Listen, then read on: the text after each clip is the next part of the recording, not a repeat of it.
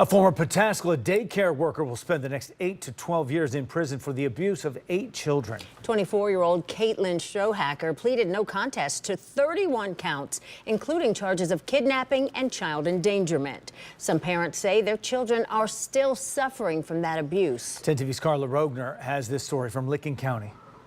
Detectives began looking into the daycare worker last summer and found video evidence of Strohacker abusing 8 children. We heard from many of their parents inside this courtroom this morning. They say this has caused trust issues and lasting emotional damage in them and their children. My sweet girl was terrified and had no real way to communicate with us that Miss Strohacker was hurting her at daycare. Last August, Tesla and Ryan Freehafer got a phone call from the daycare, alerting them that Strohacker had placed painter's tape on their 1-year-old daughter's eyes and taped her hands and feet together at nap time. For months, I dropped my daughter off at Over the Rainbow, believing she was in a safe and nurturing environment. Instead, I was hand-delivering her to a monster. That phone call prompted an investigation at Over the Rainbow Children's Center.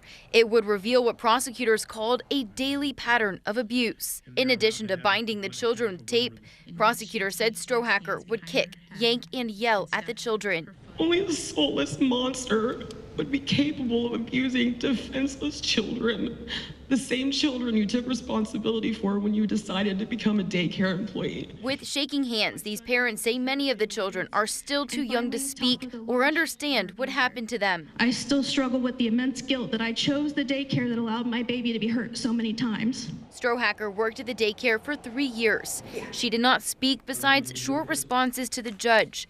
Her attorney issued a short apology on her behalf before Strohacker was led away in handcuffs. An attorney for one of the families told me after court this morning that he's now planning to file a civil lawsuit against the daycare in Pataskala.